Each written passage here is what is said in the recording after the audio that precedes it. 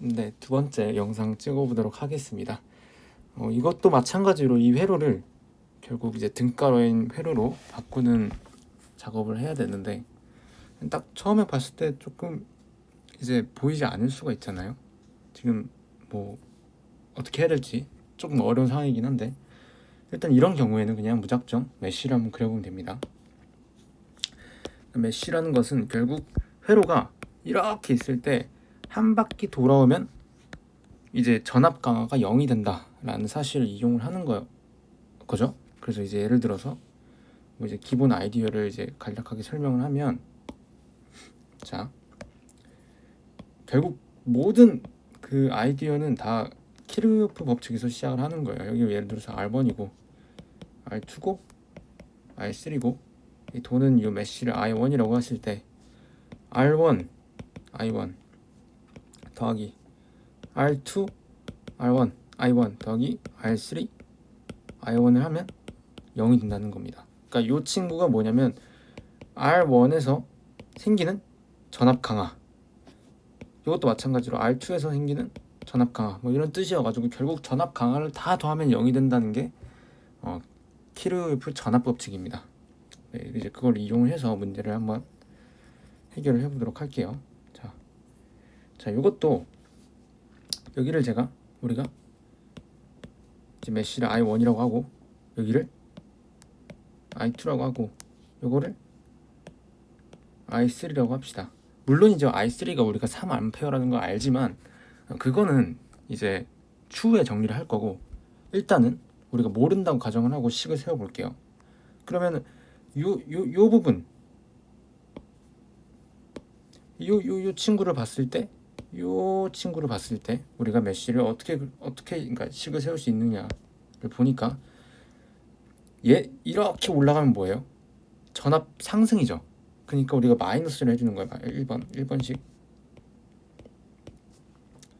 300V가 생겼기 때문에 음수를 해주고, 왜냐면 강화를 하면 플러스고 전압이 상승을 하면 마이너스이기 때문에 우리가 이렇게 부호를 정해 놓는 겁니다. 그리고 40옴의 전류가 어떻게 흐르냐면은 이렇게 I1이 흐르고 이렇게 I2가 흐르잖아요.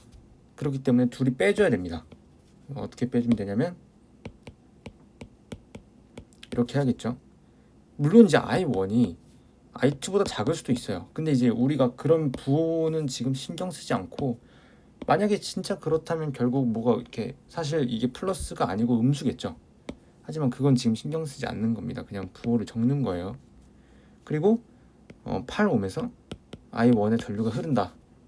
그래서 이렇게 돌면 0이 된다 라고 이해를 해도 좋고, 뭐 그게 아니면 300V가 있는데 요거 거쳤더니 빵이 된다 라고 이해를 해도 상관없어요. 뭘 어떻게 이해하든 그냥 편할 대로 이해를 하면 되고.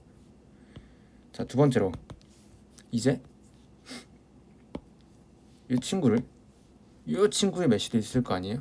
그걸 한번 이 식을 세워보면, 여기는 이제 자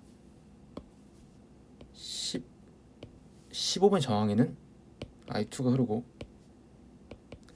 40은 이제 이 친구 기준에서는 I2가 더 크다고 그냥 가정을 하는 거예요. 부호는 어떻게 될지 모르겠으나 그냥 이렇게 I2가 돈다고 생각하면 이쪽이 전압 강화의 방향이잖아요. 설령 I2가 이렇게 흐른다고 하더라도 결국 내가 부호를 이렇게 정하기로 했으면 I2-I1으로 적는 게 맞아요.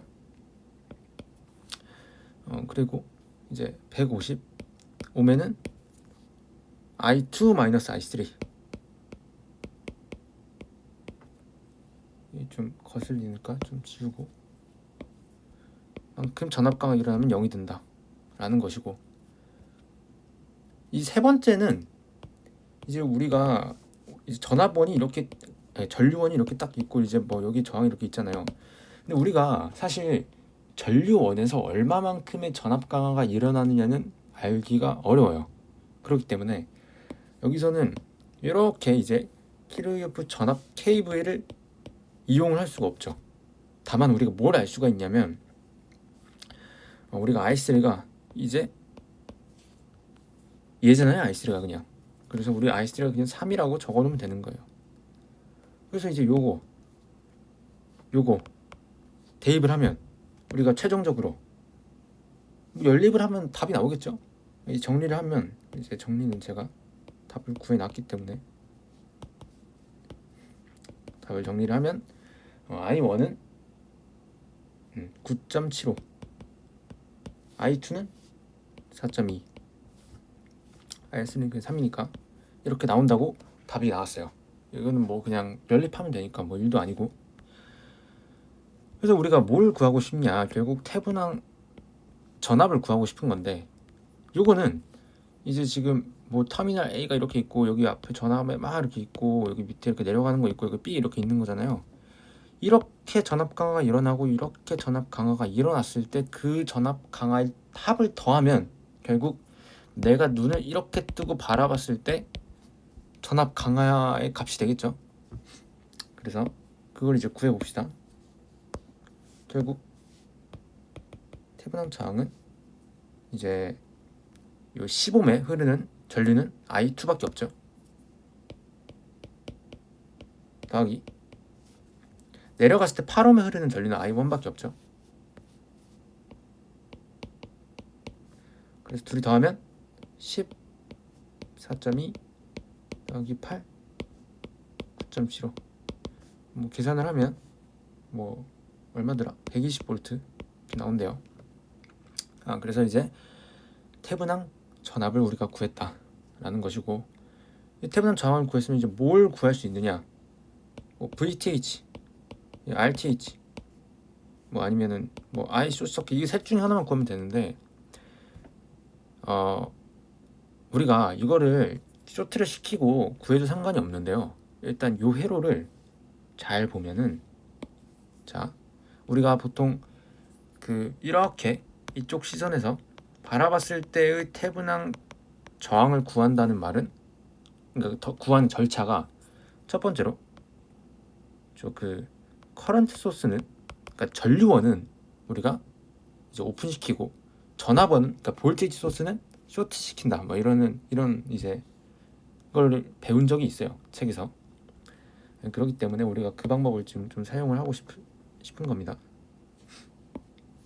그 방법을 사용을 하면 어떻게 되겠느냐? 지금 조금 이제 다음 페이지에서 보면 또 그려야 되는데, 이러면 자, 뭐 그냥 금방 그리면 되고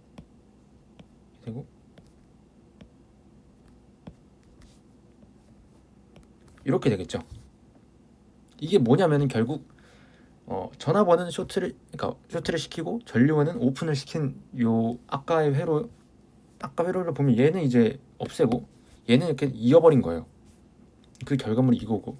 좀 빠르게 적어볼게요. 150, 40, 10이고 8이고 여기 됐다. 근데 봐봐요. 무슨 말을 하고 싶냐면, 지금 A와 B 기준에서 요 친구는 병렬이죠. 병렬이니까 결국 이제 얘에서만 이제 등가 저항을 구하면 어떻게 구하냐면 합분의 곱이겠죠.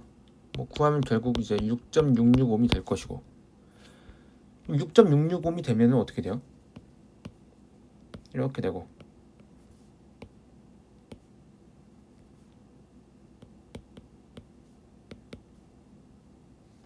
근데 자, 일단 최종적으로 어디에 이제 A, B를 적어야 되는지 생각을 해봐야 되는데, 자, 요게 둘이 지금 얘가 지금 이게 회로 기준에서는 좀 떨어져 있지만 사실 뭐 빵판에다 구워 보면은 결국 45옴이 이렇게 나가고 8옴이 이렇게 나가는 거잖아요. 근데 둘이 이제 이렇게 똑같이, 그러니까 전이가 똑같은 거예요. 전이가. 그러니까 어떠한 전압 강화도 일어나지 않았기 때문에 요 구간이 뭐 예를 들어 A라고 하고 요 B라고 하면은, 헷갈리네. A랑 B랑 하지 말까? 뭐 C랑 D라고 하면은 C랑 D랑은 전기적으로 동등한 전위에 있다는 말을 하고 싶은 거예요. 그렇기 때문에 요 친구는 사실상 붙어 있는 거고, 요 붙어 있는 거 기준으로 B가 이렇게 쭉 나와 있는 상황이잖아요. 그렇기 때문에 C랑 D랑 B는 어떻게 보면은 그냥 이을 수가 있다. 그러니까 B가 어디다 적힐 수가 있냐면 B가 이렇게 적힐 수 있는 거예요. B가 A는 여기 붙어 있는 거고. 이해가 되시나요? 그러니까 C랑 D는 정기적으로 동등하게 위치해 있고 그 선을 따라서 쭉 B가 이렇게 이어져 있는 상황이기 때문에 우리가 이렇게 B를 둘 수가 있고 요 15하고 이어져 있는 건 결국 A니까 이렇게 볼 수가 있다. 그죠? 그러면 이제 그러면은 이제 A랑 B를 기준으로 해서 봤을 때 눈을 이렇게 봤을 때 등가 저항을 구하기가 굉장히 쉬워지죠. 얘네 둘은 그냥 직렬이니까 둘이 그냥 더하면 16.665이 되는 거고 위는 150이기 때문에 이렇게 될 수 있는 거죠. 그렇기 때문에 우리가 R 태분한 값은 결국 이 16.665과 155의 병렬 값인 16.166.6 166.66 150 곱하기 16.665이 되는 거죠. 뭐 구하면 그냥 대략 15옴이 나온대요.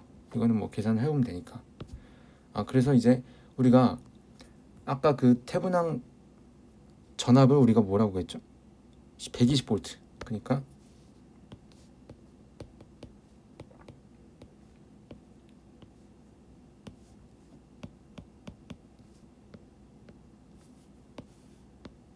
라고 회로를 이제 정기적으로 동등하게 둘 수 있다. 그러니까 아까 요 복잡한 회로가 사실 얘랑 이제 똑같은 모습이었다는 말을 하고 있는 거예요. 자, 이제 도움이 되셨으면 좋겠습니다.